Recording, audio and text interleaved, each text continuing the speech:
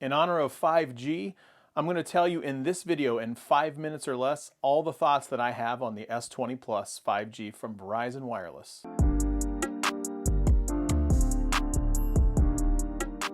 What's up everybody, this is Scott. Welcome back to another video. Now these top 5 things about the 5G in less than 5 minutes that I love are in no particular order, so let's start with build quality. Look, I'm going to tell you, the device is absolutely gorgeous, and I'm not really a huge fan of curved displays.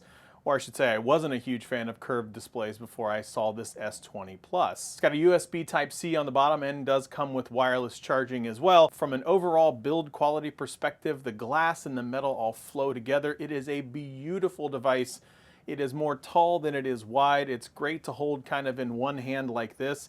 It is not a one-hander or anything like that, but it looks and feels exceptional in the hand. Samsung, you've really outdone yourself on this one. This feels amazing. Really good build quality. Second thing that I love, and of course it's a Samsung, so it's going to have a beautiful screen, is the fact that I love the screen. The screen is by far my favorite feature on the device because you can get a 120 Hertz refresh rate and it's just smooth and gorgeous. You can also get the QHD display, which unfortunately doesn't have the 120 Hertz that comes attached to it, which you get the 60 Hertz from there, but it's just a beautiful, vibrant colored display. Absolutely love everything about the screen. It's perfect. I'm gonna go ahead and say it. This is the best looking screen on any device that I've had in the last several years. Bar none, hands down, it is the most beautiful, vibrant color feeling.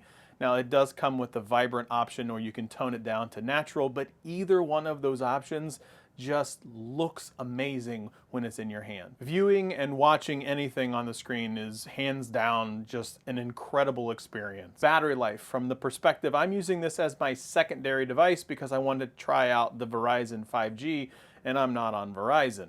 So with that being said, the battery life that I got was actually pretty remarkable. That includes the 5G.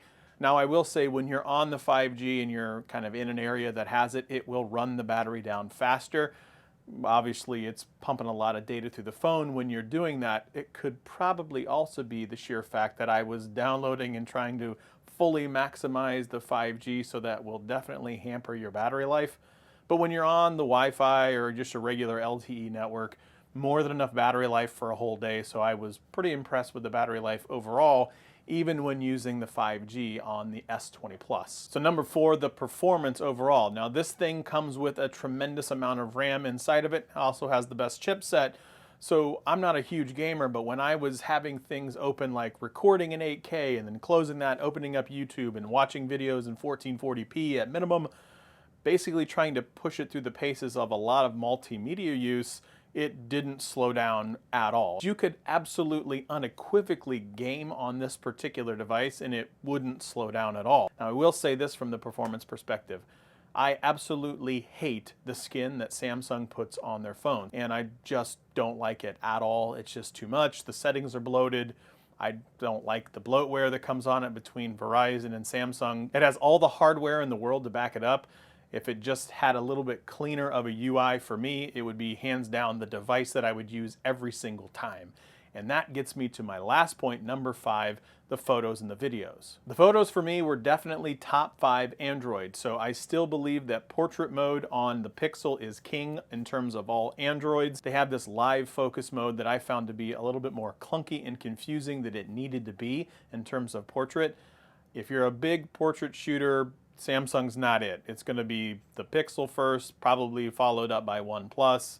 In my personal opinion, Samsung comes a little bit further after that. If you're a casual Instagrammer or TikToker or YouTuber, to where you're just kind of using those mobile apps to show the world everything that you're doing or everything that they're missing out on, this has more than enough horsepower for you to do everything you need.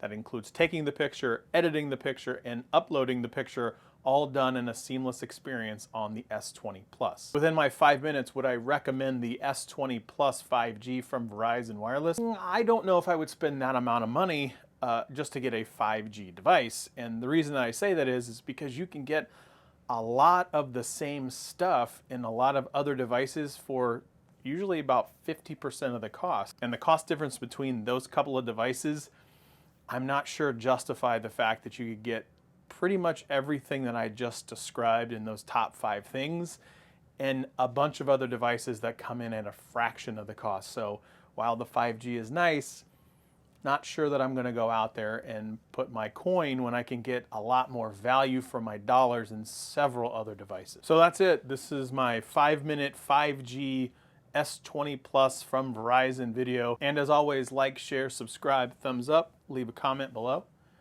and we will see you next time.